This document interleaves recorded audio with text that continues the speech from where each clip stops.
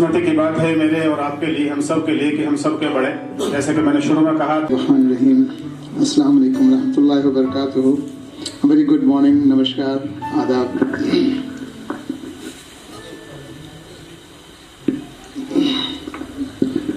मैं युवा एकता ग्रुप, ये बहुत ही कुछ दिन पहले मुझे इस ग्रुप के बारे में पता चला था, युवा एकता ग्रुप के बारे में।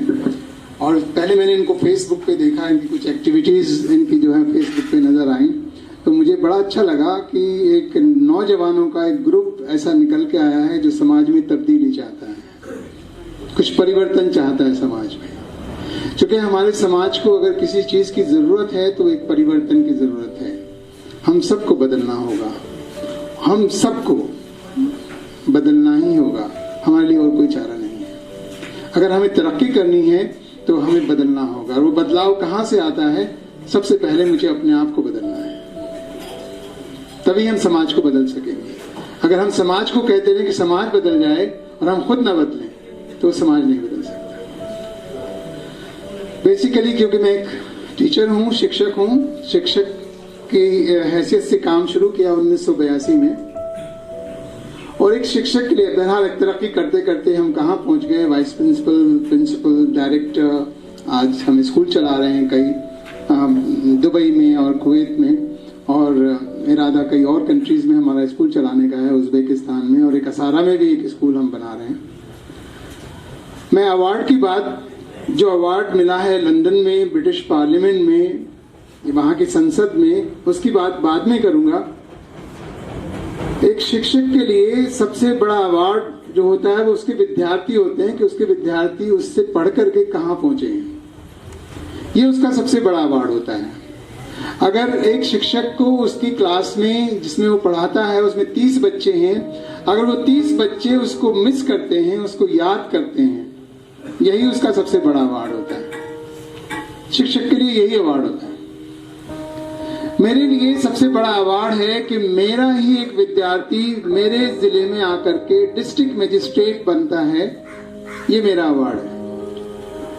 मेरा अवार्ड ये है कि मेरा ही एक विद्यार्थी मेरे उत्तर प्रदेश स्टेट का, राज्य का additional director general of police है, ये मेरा अवार्ड है। ये एक शिक्षक का अवार्ड है। मेरा ये अवार्ड है कि मेरा ही एक विद्यार्थी दिल्ली का इनकम टैक्स कमिश्नर है, ये मेरा अवार्ड है। ये एक शिक्षक का अवार्ड है। मेरा ये अवार्ड है कि मेरा ही एक विद्यार्थी प्रेसिडेंट ऑफ इंडिया के प्लेन को उड़ाता है एज ए पायलट, ये मेरा अवार्ड है।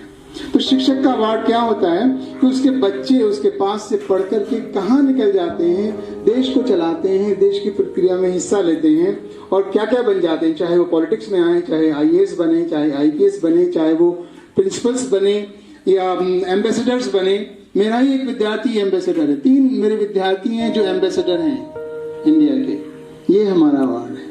ये अवार्ड जो हमें लंदन पार्लियामेंट में या लंदन की संसद में मिला है, ये बहुत छोटा सा अवार्ड है। हमारे बड़े बड़े अवार्ड तो वो हैं जो हमारे विद्यार्थी आगे बढ़ करके हमारे देश को चला रहे हैं, ये हमारा अवार्ड है, वही हमें अच्छा लगता है।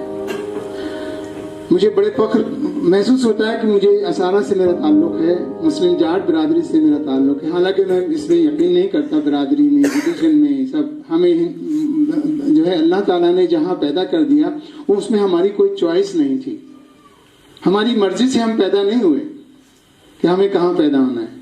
हम हिंदुस्तान में पैदा होने थे, हिंदुस्तान में पैदा हो गए। असारा में पैदा करना था, असारा में कर दिया। एक मुस्लिम परिवार में पैदा होना था, वहां पैदा हो गए। मुस्लिम जाट के यहाँ पैदा होना था, वहां हो गए। उसमें हमारी कोई चॉइस नहीं है, हम अपनी मर्जी से पैदा नहीं हुए। हाँ, लेकिन उसके बाद की जो प्रक्रिया है वो हमारी मर्जी की है। हम अगर पढ़ेंगे, लिखेंगे, समझेंगे तो शायद मुझे पता लगे मैं आज मुसलमान हूं तो क्यों हूं। क्या मैं इस्लाम को समझता हूं? क्या मैं इस्लाम के बारे में जानता हूं कि इस्लाम क्या है, इस्लाम मजहब क्या सिखाता है? क्या मैं उसके बारे में जानता हूं? अगर मैं एक शिक्षक हूं, क्या मैं अपनी ड्यूटीज, अपने फराइज, जो मेरा फर्ज है एज ए शिक्षक, क्या मैं वो पूरा कर रहा हूं? मुझे राकिब साहब ने और आशु साहब ने ये बताया था कि आज जो ये प्रोग्राम हो रहा है इसमें ज्यादातर शिक्षक लोगों को बुलाया गया है, तो मैं उसी के बारे में 2 बात कहना चाहूंगा शिक्षकों को, टीचर्स को। आज इस मजलिस में जो लोग यहाँ बैठे हैं उसमें मेरे बुजुर्ग भी हैं, कुछ लोग मेरे चाचा लगते हैं, ताऊ तो अब कोई नहीं है, लेकिन चाचा जी बैठे हैं यहाँ। कुछ लोग मेरे हम पल्ला हैं, जो मेरे हम दर्जे के हैं, मेरे भाई लगते हैं। कुछ जो हैं वो बच्चे हैं, और कुछ जो हैं शायद ग्रैंड चिल्ड्रन की, पोता पोतियों के उसमें आते हैं कि पोते हैं। मेरा अपना गांव है। मैं ये बताना चाहूंगा, जो शिक्षक लोग यहाँ बैठे हैं, जो टीचर्स लोग यहाँ बैठे हैं, कई चीजें हमें देख करके बड़ा अफसोस होता है कि हमारा टीचर, जिसे हम ये कहते हैं कि वो राष्ट्र का निर्माता है, वही राष्ट्र को बनाता है। क्योंकि उसके पास से जो बच्चे पढ़कर जाते हैं, अब ये हमारे सीईओ साहब बैठे हैं, कुशवाहा साहब, ये भी जाहिर है किसी न किसी शिक्षक के पास पढ़कर आए होंगे। और जो शिक्षक ने इनको तालीम दी होगी, जो शिक्षा दी होगी, जो इनको वैल्यूज दी हो, कुछ वैल्यूज तो घर से मिलती हैं और कुछ वैल्यूज जो है हमें विद्यालय से मिलती हैं। इसीलिए विद्यालय के, किसी भी विद्यालय के बाहर गेट पर, द्वार पर ये लिखा रहता है, शिक्षार्थ आइए, सेवार्थ जाइए। आप विद्यालय में आते हैं शिक्षा हासिल करने के लिए, शिक्षा ग्रहण करने के लिए, और जब जाते हैं तो समाज की सेवा करने के लिए जाते हैं। मैं दो चार बातें अपनी जीवन की आपको बताना चाहता हूं। मैं शिक्षक नहीं बनना चाहता था, क्योंकि यहाँ सब शिक्षक बैठे हैं, मैं इसलिए ये बात करना चाहता हूँ कि मैं शिक्षक नहीं बनना चाहता था। मेरी ख्वाहिश नहीं थी। मेरा मन था कि मैं इंडियन आर्म फोर्सेज में एज ए कमीशन ऑफिसर मैं ज्वाइन करूं, ये मेरी दिली तमन्ना थी।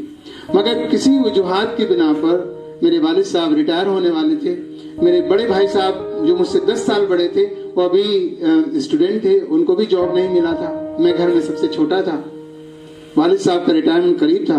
उन्होंने कहा कि बड़ा भी अभी जॉब नहीं लगा है, तुम जो है कहते हो तुम आर्म फोर्सेज में जाओगे। भाई ऐसा काम करो, तुम कुछ ऐसी ट्रेनिंग कर लो जिससे तुम्हें नौकरी जल्दी से मिल जाए।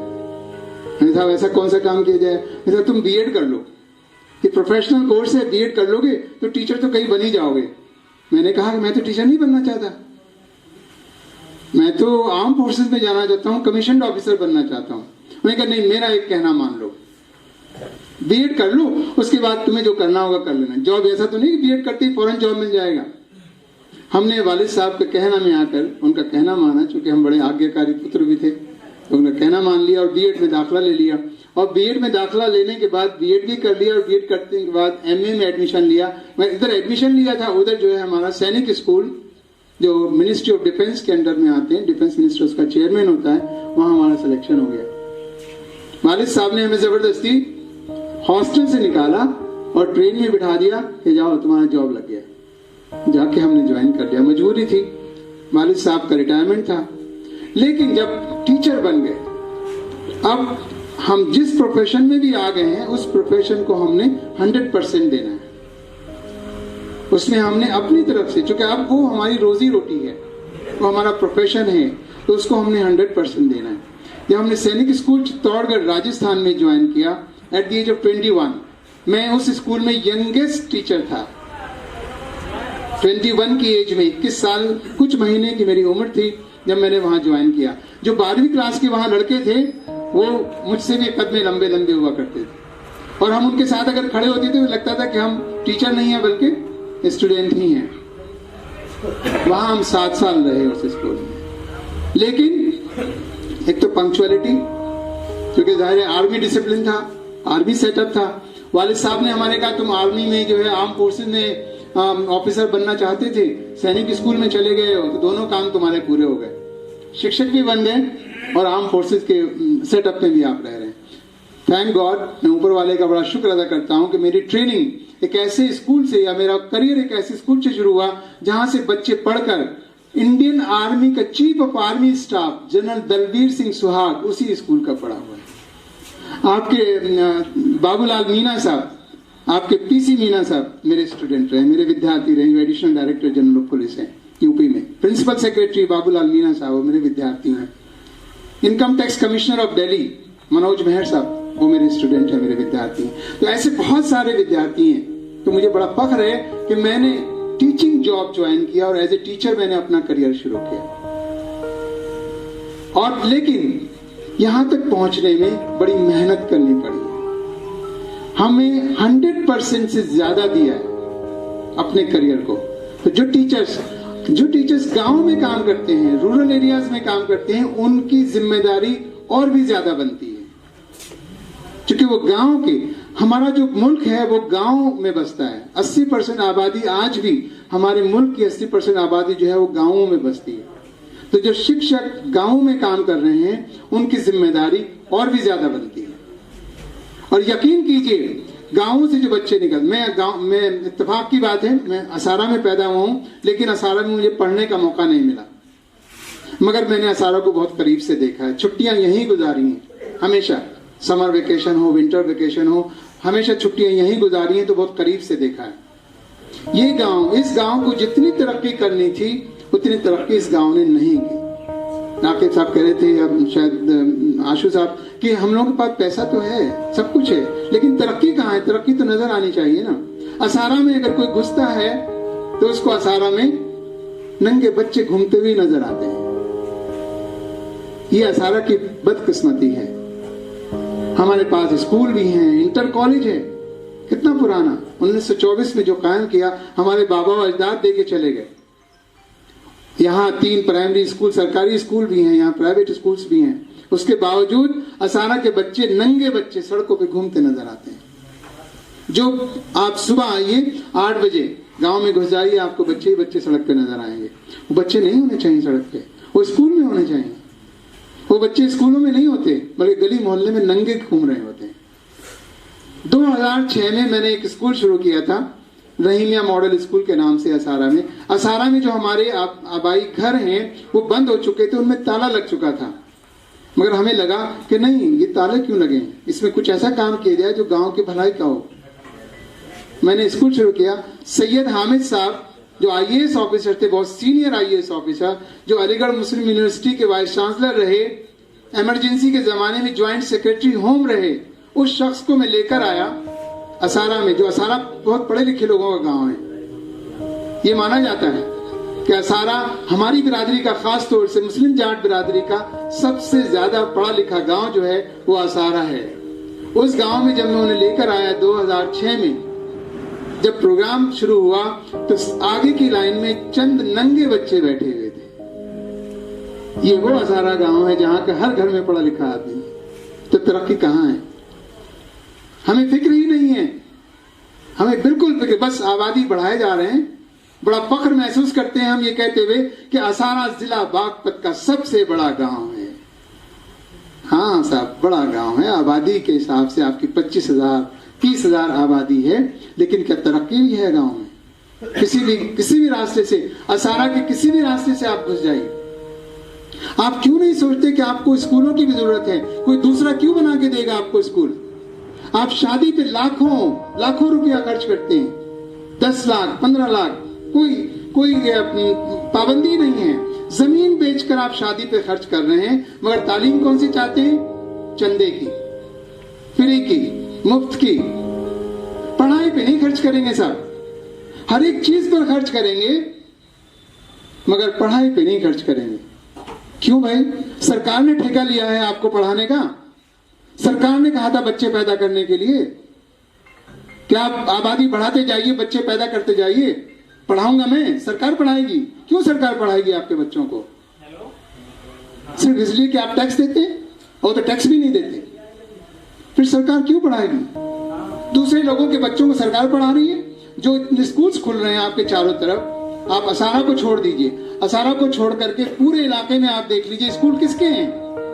जिन्होंने स्कूल खोले वही तरक्की करेंगे। जब उन्होंने स्कूल खोले हैं, उनके बच्चे वहां पढ़ेंगे, वही तरक्की करेंगे। आप तो स्कूल खोलेंगे नहीं, आप तो सिर्फ बच्चे पैदा करेंगे, इसके अलावा तो आप कुछ करना नहीं है। आपने पढ़ाएगी सरकार आपके बच्चों को। अरे भाई आप पढ़ाइए। जब आप खर्च करते हैं ईद पर, बकरीद पर, दिवाली पर, होली पर, बारात में, शादी में, हर एक चीज पे आप खर्च करते हैं, तालीम पे क्यों खर्च नहीं करते? तालीम कहते हैं कि नहीं वो सरकार देगी। तो सरकारी स्कूलों में जाके देख लीजिए क्या हाल है। 3 स्कूल हैं आपके बिल्कुल बराबर में स्कूल है, गांव में घुसते ही वहां स्कूल है, एक तीसरा स्कूल नदी पर है। आप जाके देख लीजिए, अगर कोई बच्चा आपको पढ़ते हुए नजर आ जाए, वहां टीचर्स नहीं होते। 250 बच्चों पे 2 टीचर होते हैं, 300 बच्चे हैं, 2 टीचर होते हैं, वहां पढ़ाई होगी? तो आप पढ़ाइए ना अपने बच्चों को। वहां आप खर्च नहीं करना चाहते, जहां आपको खर्च करना चाहिए वहां आप खर्च नहीं करना। ये खर्च नहीं है। तालीम के ऊपर जो खर्चा होता है वो खर्च नहीं होता, वो इन्वेस्टमेंट होता है, क्योंकि उसका आपको रिटर्न मिलता है। आपका बच्चा पढ़ेगा, बाहर निकलेगा, ऑफिसर बनेगा, आपके घर की तरक्की होगी, आपके गांव की तरक्की होगी, आपके खानदान की तरक्की होगी। हमें आज अगर किसी चीज पर खर्च करने की जरूरत है तो सिर्फ और सिर्फ तालीम पर खर्च करने की जरूरत है। और मैं जितने लोग यहाँ टीचर्स बैठे हैं, मैं उनसे एक ही गुजारिश करूंगा कि आप अपनी ड्यूटी जरूर पूरी करें। आप स्कूल वक्त पर जाएं, आप अपने बच्चों को पढ़ाएं। जितना भी मैं बहुत सारी मजबूरियां हैं जो मैं समझ सकता हूँ। टीचर ही कह सकता है कि साहब मेरे पास 200 बच्चे होते हैं, मैं कैसे पढ़ाऊं। आप उन 200 बच्चों को भी जो कुछ भी आप पढ़ा सकते हैं वो उनको पढ़ाएं। 4 घंटे का आपके पास वक्त है, 5 घंटे का आपके पास वक्त है। अगर कोई आदमी करने की ठान ले कि मुझे करना है तो वो उसको कर गुजरता है। वो कहते हैं मंजिल की है तलाश तो दामन जुनून का थाम। अगर आपको किसी मंजिल को हासिल करना है तो आपको जुनूनी बनना पड़ेगा, पागल बनना पड़ेगा। दुनिया आपको पागल कहेगी, मुझे भी कह रहे हैं, मुझे असारा के लोग ही पागल कहते हैं।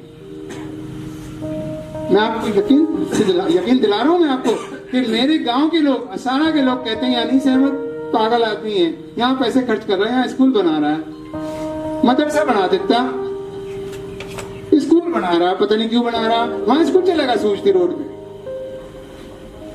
ये असारा के लोग हैं जो असारा में नहीं बाहर भी जाके बात करते हैं। अरे हमारे खानदान में भी एक पागल सा आ गया, वहां लगा रहा है इतना पैसे सूझती रोड पे, और स्कूल बना रहा अंग्रेजी का, स्कूल चला गया, यहाँ मदरसा बना देता, या गांव में इतने मदरसे उनमें दे देता पैसा। अरे भाई मदरसों ने तो बर्बाद कर दिया हमें। इन मदरसों ने तो हमारे बच्चों को, हमारे मुस्तकबिल को खराब कर दिया। इनको ना अरबी आती, जो मदरसे में बच्चे पढ़ रहे, मदरसों के अगेंस्ट नहीं हूं मैं, हमें दीनी तालीम भी देनी है बच्चों को, लेकिन दीनी तालीम देने के लिए जरूरी नहीं है मदरसा हो। जो स्कूल है उसमें भी दीनी तालीम दी जा सकती है। कौन मना कर रहा है आपको? किसने मना किया कि आप वहां दीनी तालीम नहीं दे सकते?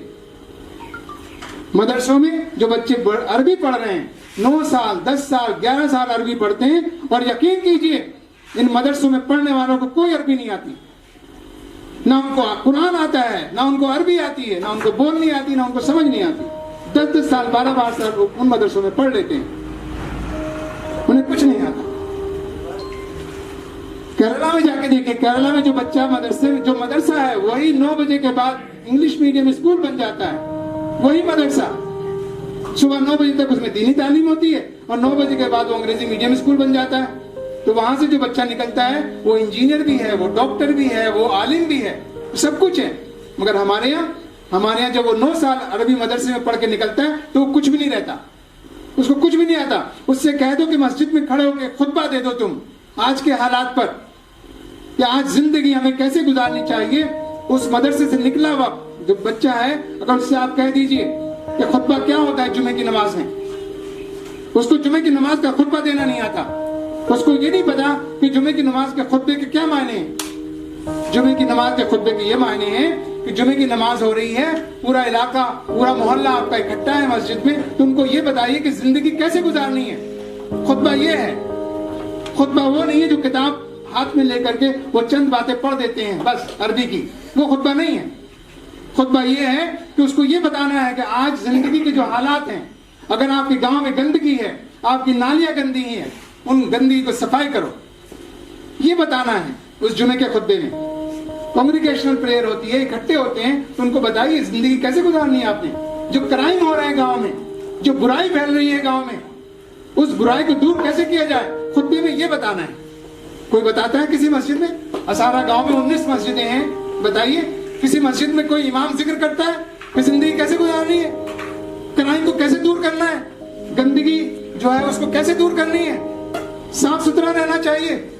आप अपने घर की गंदगी दूसरे घर के सामने डालाते हैं, कूड़ा आप साफ नहीं करते, गली आप साफ नहीं करते, नाली आप साफ नहीं करते, पानी है इधर बिजली आई समरसेबल चलते रहते हैं, आपकी नालियां जो है नहरें बदलने के लिए ये बदले, फिर उनको बिस्मिल्लाहिर्रहमानिर्रहीम।